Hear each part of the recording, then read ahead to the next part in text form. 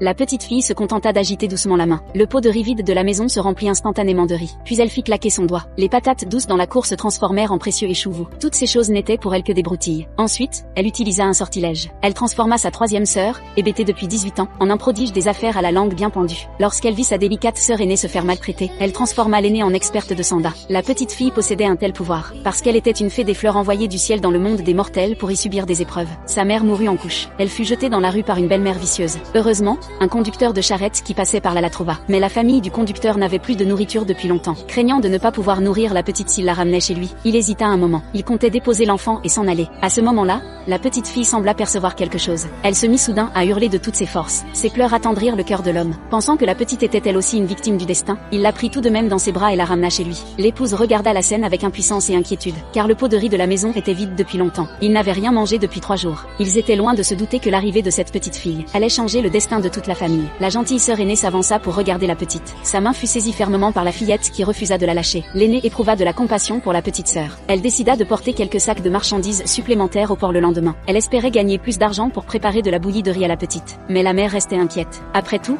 il y avait désormais 6 personnes dans la maison. La petite dans leurs bras entendit la conversation. Elle agita légèrement la main. Le pot de riz vide se remplit aussitôt d'un pot entier de riz. La sœur aînée fut si choquée qu'elle resta pétrifiée. Elle se dépêcha d'appeler discrètement leurs parents. En voyant ce miracle, tous étaient si émus qu'aucun mot ne sortit. Ils n'eurent pas le temps de se réjouir longtemps, qu'un groupe de soldats chargés de collecter le grain fit irruption dans la maison. Ils exigèrent la livraison du grain militaire sans dire un mot. La mère s'avança pour supplier les soldats de leur accorder quelques jours, mais elle fut violemment poussée à terre. Voyant sa mère adoptive se faire maltraiter, la petite s'apprêtait à intervenir pour leur donner une leçon. Le lieutenant arriva soudain pour arrêter les soldats, et les réprimanda pour avoir manqué de respect à un ancien sous-officier. L'homme vit que le nouveau venu était l'un de ses anciens subordonnés, et crut qu'un sauveur était arrivé. Contre toute attente, après être devenu lieutenant, l'ancien subordonné avait depuis longtemps oublié la bienveillance reçue. Avec un ricanement, il ordonna à l'homme de payer, sinon il le forcerait à ramper entre ses jambes, et à l'appeler « grand-père ». Pour sauver le pot de riz de la maison, l'homme décida de s'humilier et de ramper entre les jambes du lieutenant. Mais il ignorait que le lieutenant était sans scrupules. Au moment où il se préparait à s'agenouiller, il constata qu'il ne pouvait plus plier les genoux. C'était la petite qui l'en empêchait en secret. Le lieutenant pensa que l'homme refusait de mettre sa fierté de côté, et il entra dans une rage folle. À son commandement,